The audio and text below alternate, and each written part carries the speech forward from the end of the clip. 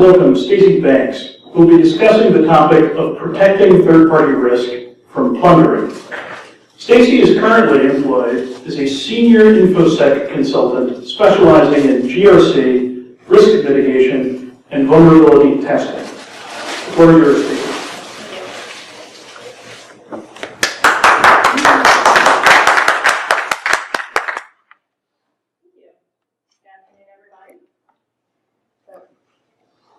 For those of you that don't know me, get ready for some edutainment, and in this instance, a lot of names around pirates. Just a disclaimer, piracy is a crime. I am a pirate, but you know, I work for the good guys. Try to. So, for those of you who don't know me, I'm entering my 19th year of IT work. Started out sysadmin, building high-performance computing systems, moved into risk assessments, policy, those horrible things like FISMA. So a lot of government regulatory compliance is in my background. And currently I'm working on third-party risk and looking at protecting the cyber supply chain. Outside of all this and the tons of conferences I tend to go to. You know what? There's a lot of them. That's not okay. Does this help? Outside of that, I'm also an endurance athlete. I'm an Ironman, hence Iron Pirate, and you know, piracy is my life. Yar. It's terrible. I gotta go with it. So, obviously, things such as compliance, regulatory, and all these wonderful things, not many people find it to be sexy or hot. However, these are all key components in protecting all of our critical infrastructure. Whether you're working for Defense Department, you're working for your electrical company, financial institutions. You know, all of this is largely in private industry. And you know, we're the forefront of protecting these critical assets from the bad guys that are out there. So it may not be the new hotness out there as far as 0 days, but we're essential. And as long as we're out there fighting, hopefully we're doing good. So what is the problem that we are facing in terms of third-party risk, supply chain? Well, 63% of all of our data breaches have been linked to third party. So think about a lot of breaches in fairly recent history. Target, Home Depot. These are all things that have been through third party integration that has exposed a company to a vulnerability. So keep this in mind and think about where are your vendors?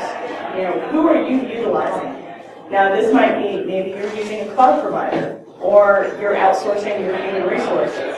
So they have all of your PII information on your employees and it's stored offsite out of your control.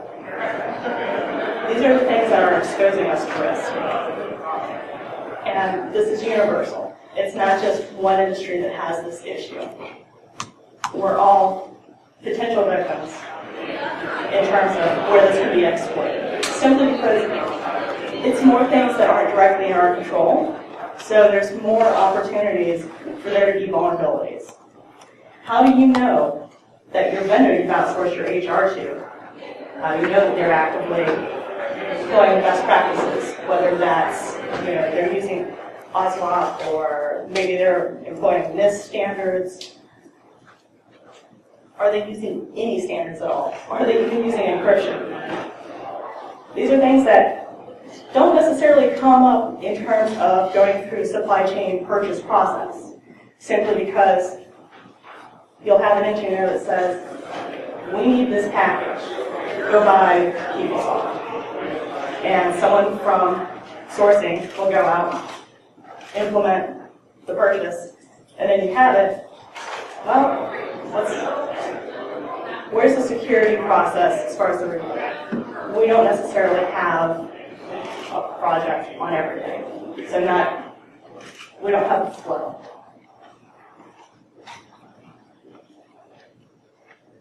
It kind of goes without saying that part of this problem is compliance is not security. And NIST themselves say this in their 853 revision 4. Compliance is just the baseline. This is where we should start from. So whether you have to deal with SOX, HIPAA, NERC, NIST standards, the DoD, RMF, irregardless of what standards you're deploying, these are simply your baseline. We can always do more and better. And we need to. Because we're only looking at a small subsection when we really start looking at compliance. And part of that is the process that we look at compliance. How many people here enjoy doing any kind of compliance-related activities? Right? Rare few. There's a lot of paperwork involved. There's a lot of process and procedure, and it takes time. For most of you, you would rather be out there in the trenches, exploring the technology, having fun. That's where people like me come in, and we let us be our little policy walk selves, and we try to fix the problem. But there's also a lot of people that are just, okay, here's my list of 10 things I need to deploy. Done, done, done. Could they have done it better? Yes. Because, for example, if you have a requirement that you must have a password policy, and there's no details as far as it needs to change every 90 days, it needs to be 16 characters, it needs to be a mix, people are just going to implement that you have passwords. They won't implement the stringence. Bare minimum. And this is something that we really have to get away from, is the checkbox mentality. Simply because the reality is, well, you may not know it, but there's holes in your ship already. There are avenues which have been exploited or can be exploited. Look at, again, issues such as Target or OPM. How long were the attackers in these organizations before it was found that they were breached? So we do need to do a more holistic approach. It's not a one-stop process as far as fixing things. But this is all part of things we need to be aware of when we work on improving what we already have. Because bad guys are out there. And if there's a way that they can exploit a trust relationship you have, they're going to. Because it makes it so much easier to get in if you already have a trust established with another corporation. And I'm sure most of you, you're aware. Why do they do this? It's a real easy return on investment. It is so cheap to rent a botnet right now. And when you look at some of the other recent events, for example, our DNS issue a few months back, that was a botnet. And what was the botnet running off of? It was a bunch of Internet of Things devices. So, yeah, this is more things that we need to be aware of. Because how many times have, well, bring your own device, for example. There's a good flaw as far as security within your organization. Or this need to have the latest, greatest technology, of whatever it is, and deploy it without fully vetting its security and how you're going to control it within your environment. Innovation is a very big keyword right now. And a lot of times we're simply blindly following innovation in hopes that we're going to have the next latest, greatest thing that's going to save us money, save us time, and make us a lot of money. Depending on what your sector is. But saving money is always a good thing. However, people don't look at security as an investment.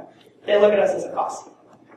So we need to constantly look at these things and bring this up as pointers. Not to mention phishing.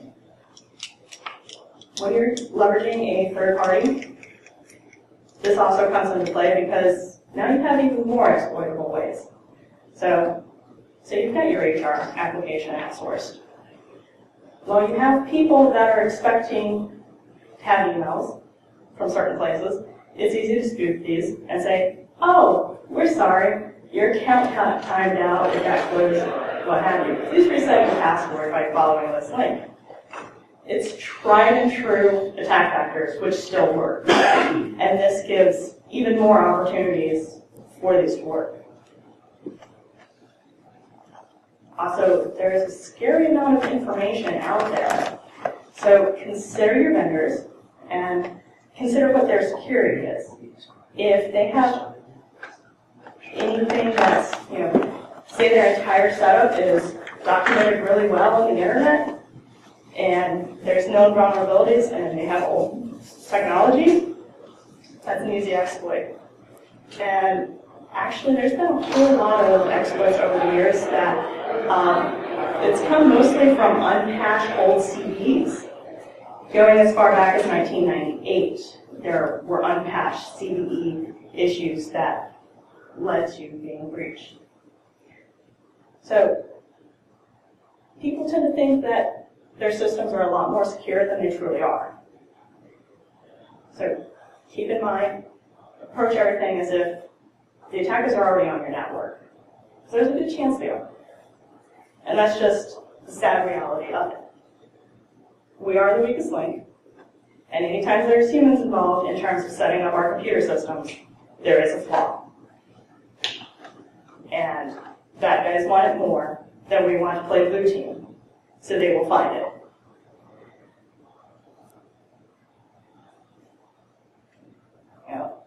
It goes without saying, management loves their metrics. They really want to see what's the return on investment they're getting from security. A lot of what we do is hard to quantify. You can pull your firewall logs and say, oh look, none of this got through. Or your IDS, say, we had these signature attacks that were detected, but nothing got through. We're good to go. That still doesn't handle those exceptions as far as the ones that know what they're doing and they've exploited something else, because we don't have everything covered. Also, how many deal with third-party vendors directly, or as part of you get to choose them as far as sourcing and things like that?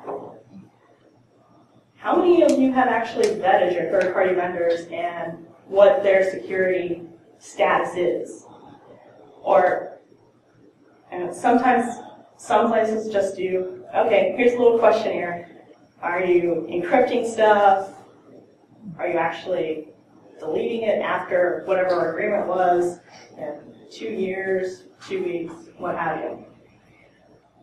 It's easy to respond to questionnaires in the right way. So, how many are actually having teleconferences or face-to-face meetings, or even going out and doing a risk assessment against your vendor for high-risk items? Anyone? Some of the larger corporations have initiated this, where, much like when you're going through any kind of federal review, you'll have a team go out and do a risk assessment against your vendor. And this isn't necessarily how they're protecting their stuff, because that's their problem. But how are they protecting your data within the environment that they're providing you? This can be difficult if it's out on a cloud provider, or, in some instances, say you're using FedRAMP certified Amazon, that does make it a lot easier because they've already gone through a lot of the work for you. Now you still want to go through and do your standard security requirements because you're still responsible for your stuff. They're not covering that aspect. Unless you've outsourced that to someone else. We can outsource everything. throw enough money at the problem, it should go away, right? But different things have different issues involved. Sometimes you just need to have that face-to-face time because people will tend to have their tells when they're not being exactly forward. Are they actually using encryption for transfer, encryption at rest? Is there any at all? Yeah. You can easily answer yes on a form. But if you're talking to a system engineer and they're, you can easily start to tell there's variances and there's failures. Now, did mention the checkbox mentality. This is a standard thing across any kind of compliance. Especially when you have multiple compliances that you have to meet. And we do have a lot of overlap out there. And a lot of places view it as we have to do everything and we have to do it multiple times. Instead of simply leveraging it and collating everything into one location and then doing cross-references. This is part of what they start complaining about. In terms of solving the problem, we need to look at doing the right risk assessments. Remove the checkbox mentality. We're not doing the bare minimums.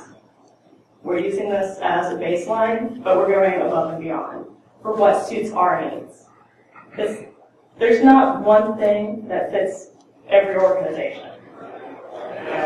You may not have any sort of compliance that you need to meet. You can pick and choose what you want. But there are plenty out there that provide a good baseline for standard security practices. Now, whether you want to leverage NIST or some other, international is pretty good, ISOs. But at that point, it's up to you. Especially commercial sector, you have a lot more free range. I come from largely a government background, so excuse the policy line. But picking a baseline, sticking with it, tailoring it to your needs. These are key factors. I don't have it in here, but if anyone wants any directions towards anything else as far as compliance and best practices, I'm happy to give you pointers to any of it. And it tends to be laid out within most of these risk management frameworks is that we need to appropriately value the data. Are we including highly confidential data that would include social security numbers? Or is this just highly confidential proprietary, it's the secret recipe to how Coca-Cola is made? These both require different terms of security in order to function. And when you're picking a third party, you also need to consider, is this something that is known? Is it known that you're hosting your data out in Amazon or Azure or some startup that's still running in the garage? If you're a heavily sought after target and you're providing your data offsite, this can be things that are easily found out through open source intelligence, and then there's a target point. So who's looking at you? Where are your attacks coming from? But using that, making sure you have your policies and that they are implemented, because policies without implementation is worthless. So part of that falls into compliance, but it also just falls into good procedures. Policies and procedures.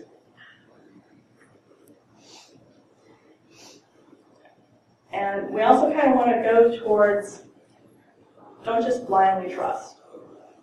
Now, this is coming up to be a thing because NERC and FERC, they do have out in draft format right now a thing as far as supply chain risk focusing on cyber. It's currently out for draft for review. You can submit comments. And this is looking at how they're going to include this as another compliance requirement for securing energy systems.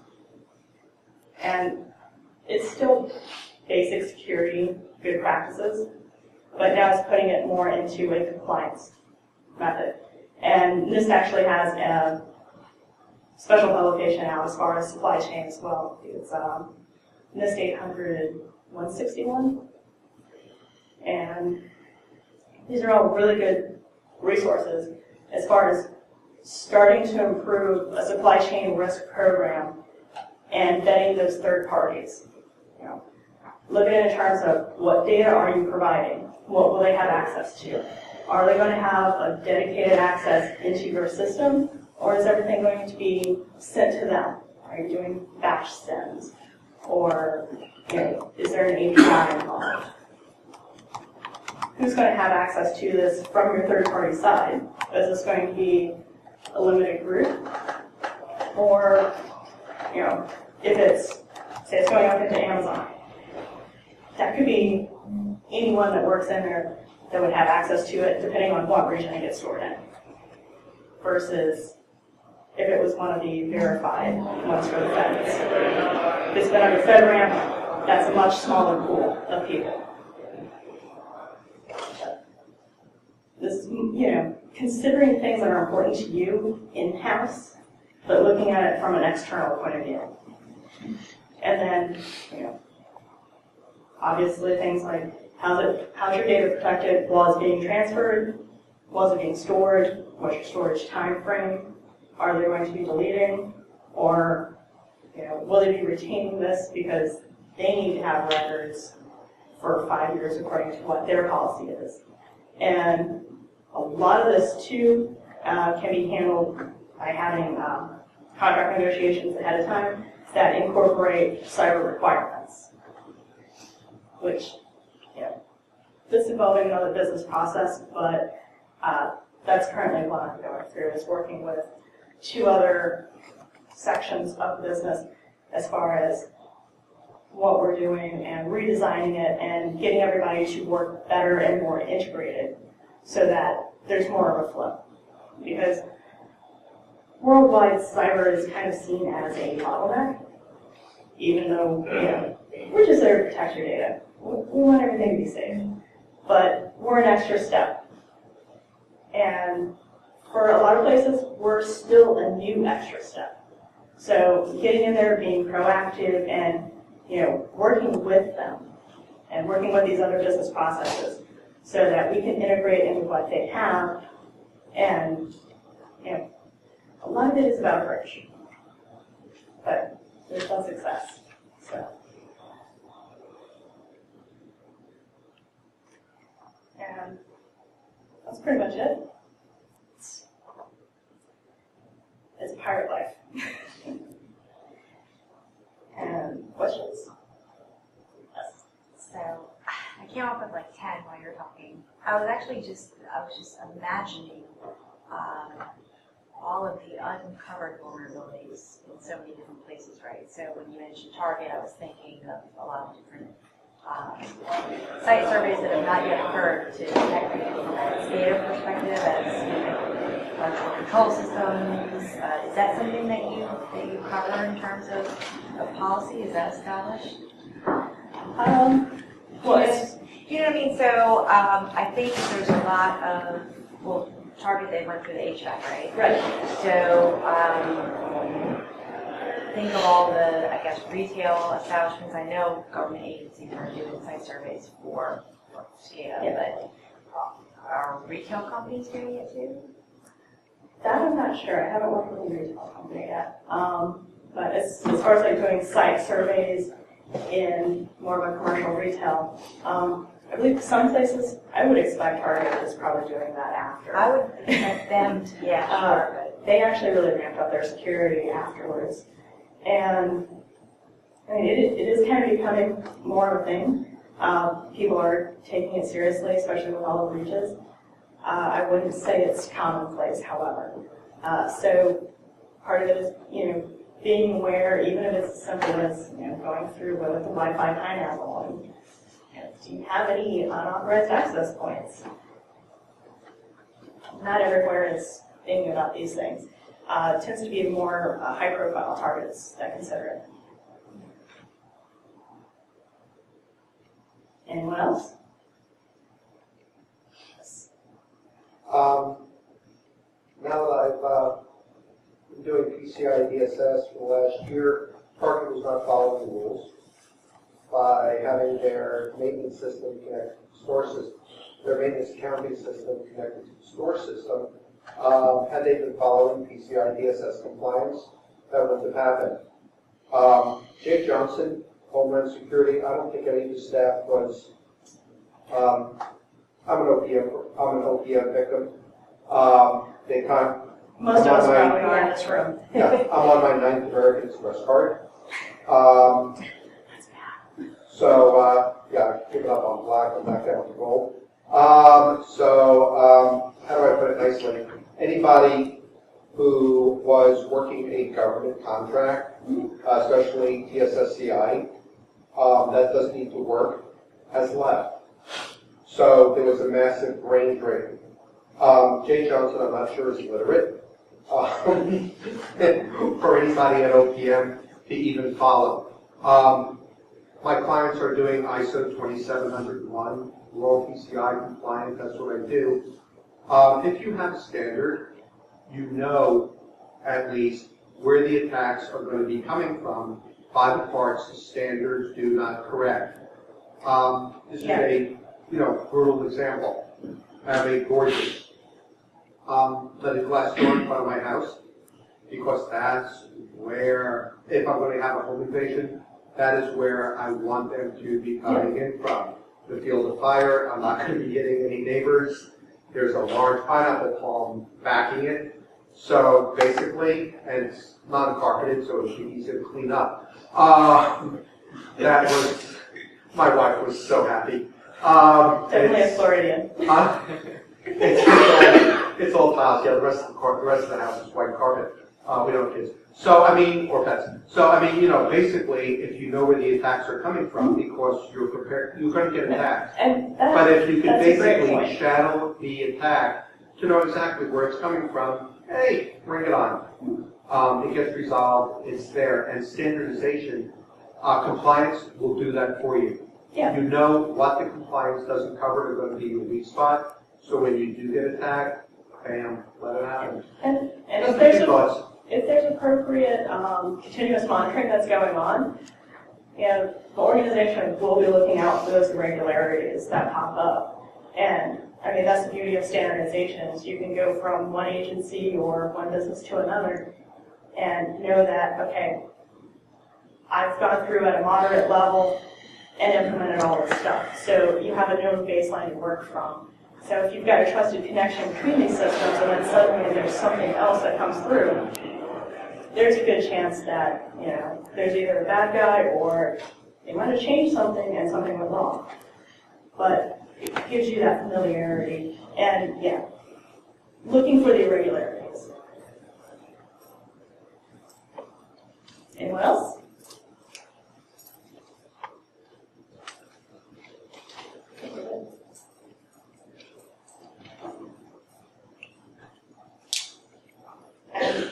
My Twitter handle, if anyone? I always answer my emails. Off-topic question. Sure. You did mention, of course, encryption. Curiosity, what particular program do you use on your own PC, or was it company provided? Oh, this one? As far as like resting encryption, or for Your hard disks. I use TrueCrypt. I really don't keep any. This is my conference one, so this has a bunch of names on it and other miscellaneous conference presentations. And That's all the hacker servers.